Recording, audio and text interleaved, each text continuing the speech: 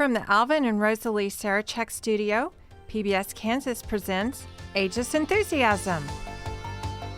Coming up on this episode of Ageless Enthusiasm, I speak with Delno Eby, who is a working actor who is chasing after his passion. We shot some portions of the Contested Plains, a movie I did last year. And I also speak with Gigi Davis, who is an artist who's getting ready for a big art show. I took all of my United miles and I enrolled in an art workshop in Paris. I'm Mindy East. That's what's coming up on this episode of Ageless Enthusiasm.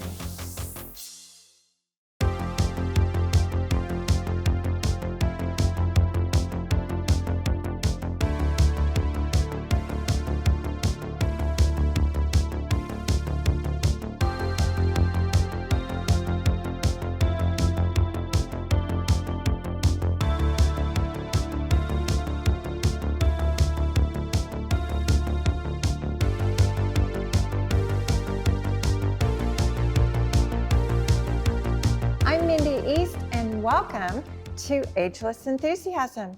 We're here in the beautiful Mid-America All-Indian Center Museum in front of this gorgeous mural by Black Bear Boson in the shadow of the Keeper of the Plains statue. And my guest today is Delno Eby. Mm-hmm. Thank you for being here today. Thank you for having me. You're a working actor right here in Wichita. I am. So I want to hear a little bit about your indigenous background and how did you become an actor?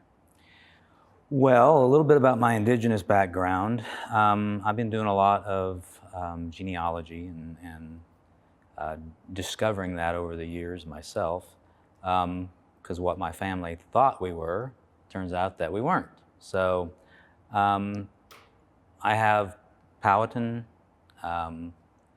Narragansett and Mohawk in my lineage, and so, you know, when I was growing up, we celebrated the native culture a lot. Mm-hmm.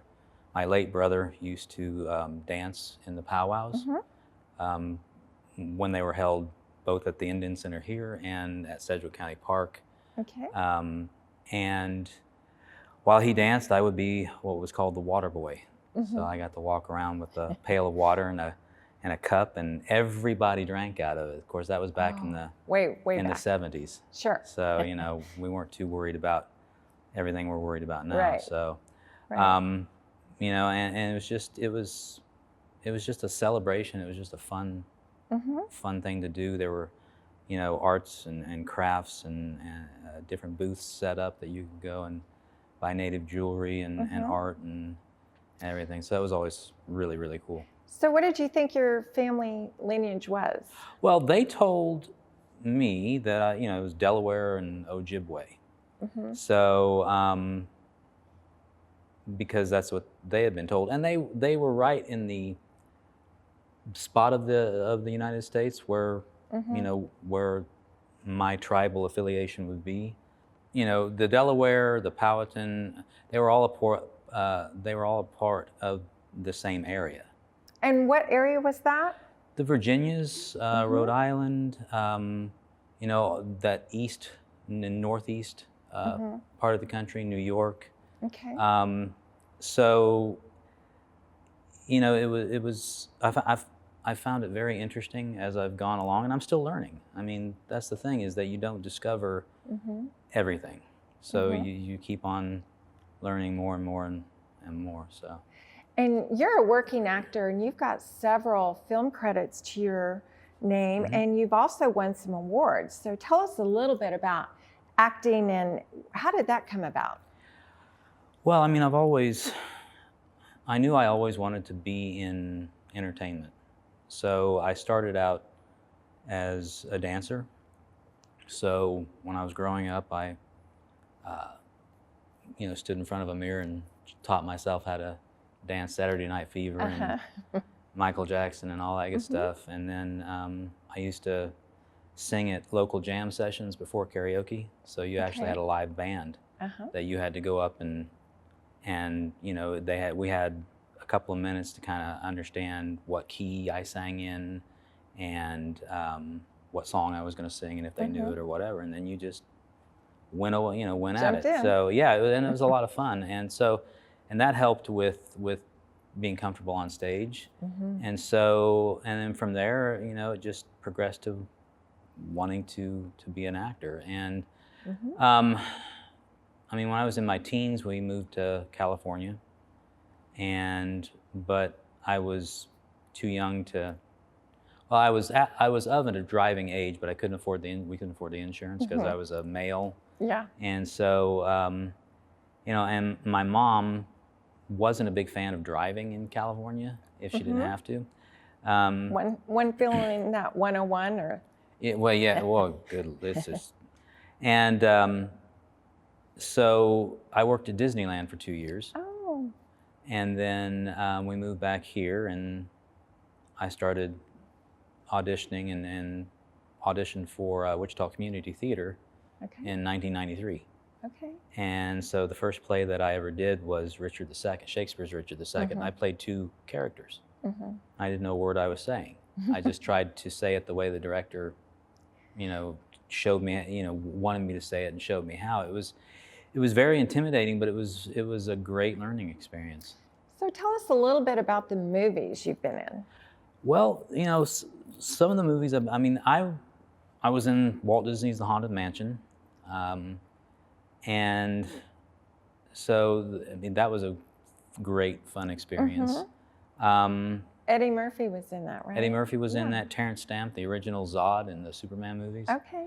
And that actually Taft-Hartley'd me into the union, into SAG-AFTRA. Actors. And so I went ahead and joined the union because I had every intention of going back out to LA, but my wife got pregnant with our son, and he was born, and so I had a choice to make to either say you can do everything and I'm going to go out and pursue my career, or I could stay here and be a dad and everything like that. And so I chose to stay here and be a dad, and I've been fortunate that I've been able to do a lot of the movies that I've been able to do from here. So I did a movie in Kansas City called Ambrose Bierce Civil War Stories way back when, and that had Campbell Scott in it. And then I did a movie down in Texas, and then came back up here, and I've shot like a movie called Wichita, what we shot at Cowtown. I think I probably shot, I don't know, 8 or 9 projects at Cowtown over the years. That's convenient. Oh, it is. I mean, I love Cowtown. And we did Death Alley there, and we shot some portions of The Contested Plains, a movie I did last year, there. So that was a lot of fun. So I mean, I audition and hope for the best, and sometimes I win, and sometimes it works. Most of the time I lose. So it is what it is. What about upcoming projects? I think you've got something in the works right now. Well, I'm currently filming a little short film called Long Claw. It's a part of an anthology, and hence the beard. And then in the summer I'll be shooting Sod and Stubble, which is based on a novel about German immigrants in 1923, and it's got some really great cast members like Buck Taylor from Gunsmoke and Yellowstone and Tombstone. He's still alive? Yeah, he's still alive. And Mary McDonough, who was Aaron Walton on the Waltons, and they were actually in The Contested Plains as well. So it's kind of like a nice little family reunion. Yeah. So your career's doing so well, and I want to hear a little bit more about your passion and what kind of goals you're setting for the new year. Okay. But first, we're going to hear from another person who is also chasing after her passion of painting. We'll be right back. We are at the beautiful Diva Interiors and Furniture store located in East Wichita. I am with Teresa Gigi Davis, who is an artist originally from Wichita. And now we're sitting in front of her beautiful artwork that she has painted in Paris, France. Gigi, before we get into your journey, tell us a little bit about your beautiful artwork. Well, first, thank you so much, Mindy, for having me. It's a pleasure to be here. Of course. The art on the wall, I go to Paris. I do a lot of my art in Paris. I've been an artist for 45 years. This particular collection is a blush collection.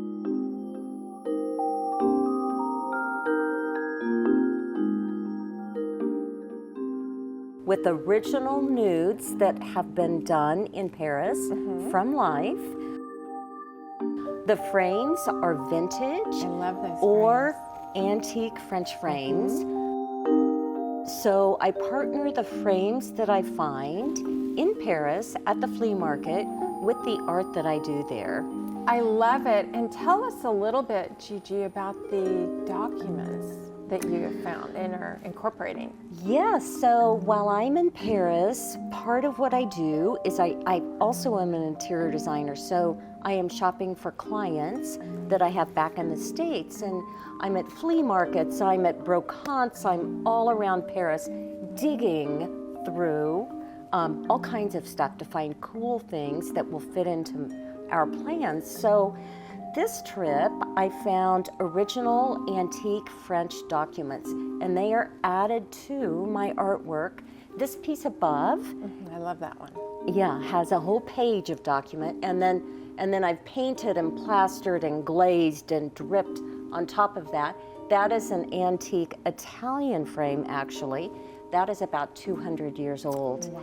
And this piece has the document throughout the piece. And this is a modern lucite frame, and I love the mix and the combination between the new and the old. I do too.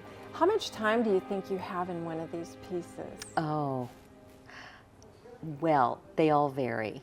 They vary so much. Because I do all of the nudes live. I go to the studio when I'm in Paris, and they do a series of poses, and my objective is not to reproduce a very realistic pose, but one that feels like it has movement and freedom and style as they move through poses. So those are usually a lot faster. These, the abstracted, are many, many layers of plaster and different glazes of subtle different colors that give them this really wonderful depth. Oh, they're beautiful. And I understand as an artist, every time you sell a painting, you're sending a little piece of your soul with that person who bought your art. Is that right? I love that thought. Yes, yes. Do you feel that way? Very much. Now, as far as your journey, you are basically our go-to kid. You know, you have had life's challenges.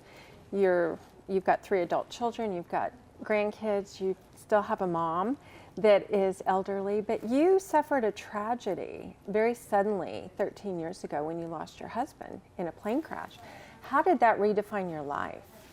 My life, of course, was completely changed at that moment. And what I thought might be our future suddenly had disappeared, and my children's as well. So he literally went out the door one morning, and I never saw him Didn't come again. home. So at that point, you really start thinking through the grief and through the shock, soon after, what you will do with the rest of your life. And a dear friend of ours came up to my youngest son. He put his arm around my youngest son, and he said, "Think not why the Lord took your father, but why he left you." And I overheard that conversation. And at that point, I thought, this is the moment that I need to find a way to move myself forward and to move into a new version of myself, reinvent myself.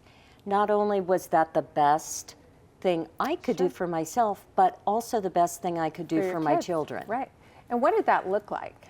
What were those action steps that you put in place, or how did that transpire? I love to think that I started thinking about leveraging who I had been my whole life as a person. What did I enjoy? What was I good at?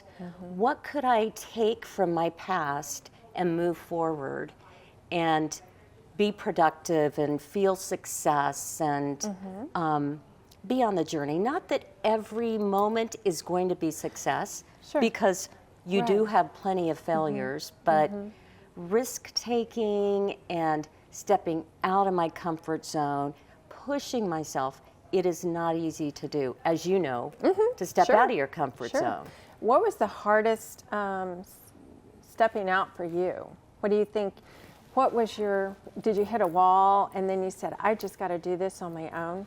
What was that? Was that learning to travel alone? Was it learning to eat alone? Was it learning to just strike up a conversation with a total stranger? What was it for you? Well, I think 5 years ago, when I first really began my studies in Paris, I had just moved as a single person much later in life, and not realizing the challenges that would bring.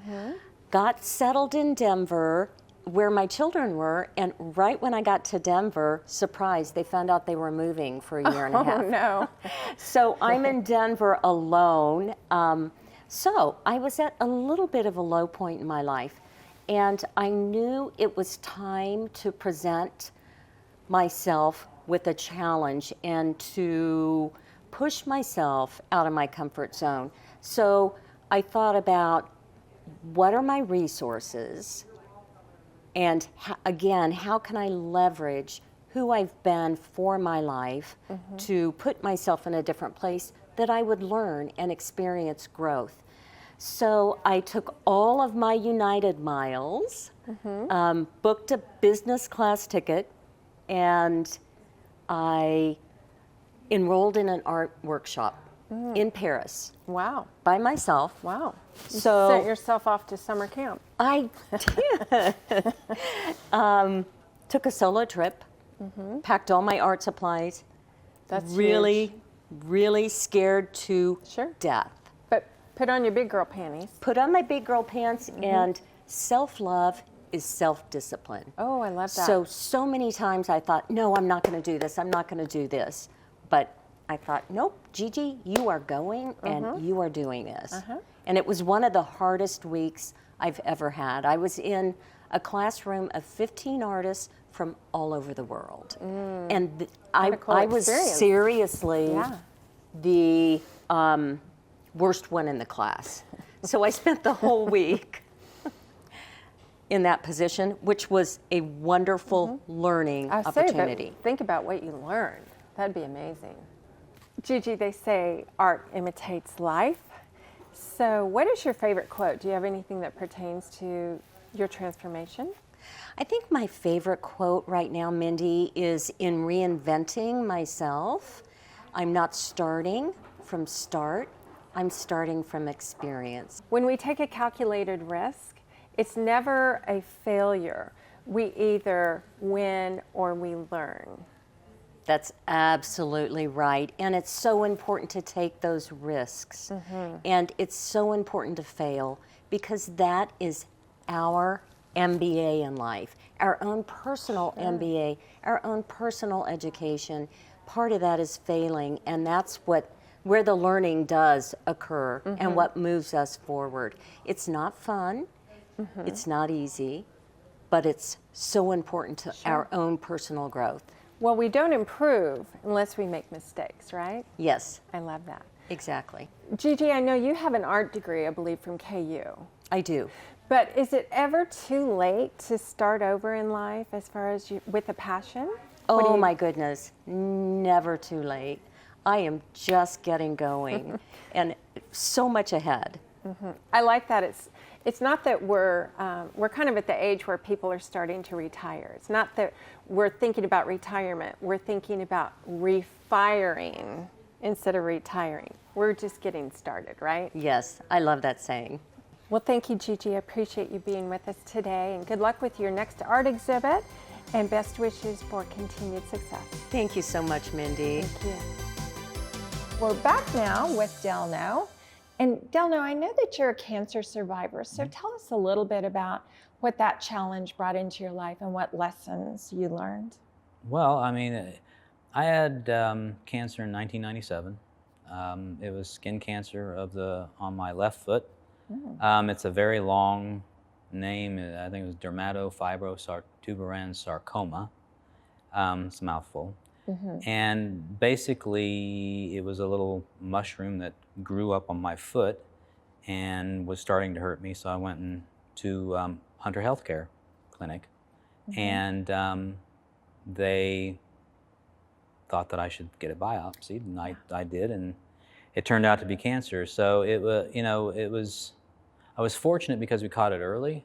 If it would have progressed into the muscles and the blood and the bone and stuff like that, I might not be here sitting today talking to you. So, and I had to end up having a what's called a Mohs surgery. So they cut around it, and take it off, and then they keep cutting until they don't find any cancer anymore.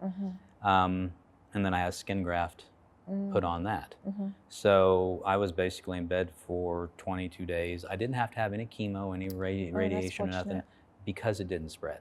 Good for you. So, but I was, in my 20s when that happened, and, it taught me that life is short. Appreciate life. And appreciate it, yeah. Yes. Yeah. And I also know that you have a special needs son, Chase. Yep. And I know God gives special babies to special people. So tell me about Chase. Chase is, he's 18 and a half. So, he still attends school. But he's a character. I mean, he loves to sing, he loves to dance, he loves to be up on stage. I mean, I think he got that bug from me and his mom. So he just is very entertaining. He likes to do different voices and change his voice and stuff like that, because mentally he's about 7. But he can be just as much trouble to handle as a quote unquote normal young adult. He's just a lot funnier. Yeah. Yeah. So, and they're so loving. They're just he is loving, so but I mean, he's human. He's just like anybody else. He has his good days, he has his bad days, he has things that irritate him and annoy him. Usually it's when I'm telling him to do something. Yeah. Dad. And so, he still lives at home. He's going to always live at home, and we're fine with that. Yeah. And then a couple of years ago, we adopted a daughter, teenage daughter. So she lives at home. She's doing great, and so yeah, it's just fun. Fun family. Most of the time. Yes. I know you're a big goal setter. Tell me a little bit about setting your intentions and speaking those out into the universe. Well, I mean, my intentions is I would love to be on 1923, Yellowstone. I mean, any of the Taylor Sheridan shows I would love to be on, because they're so well written, and they're so well done. So, and I've auditioned for them, keep on auditioning for them, and hopefully eventually, that one of the auditions will stick, and they'll go, that guy, we need that guy. You've worked with Mo Brings Plenty, one of the actors on Yellowstone. Yep. And you were recently at a function with him at the Cowboy Hall of Fame. Yes, it was actually the premiere of The Contested Plains, and and we were, it was a nice venue, and it was a great museum to have that. And then of course we premiered it here at the Orpheum. But it's fun. At least I'm working. Yeah. Well, thank you for your time today. Thank you. Best wishes to you on continued success. Thank you. And we'll be watching for you on the big screen. Appreciate it. Thanks. Thank you. And thank you for watching Ageless Enthusiasm. I'm Mindy East, and we'll see you next time.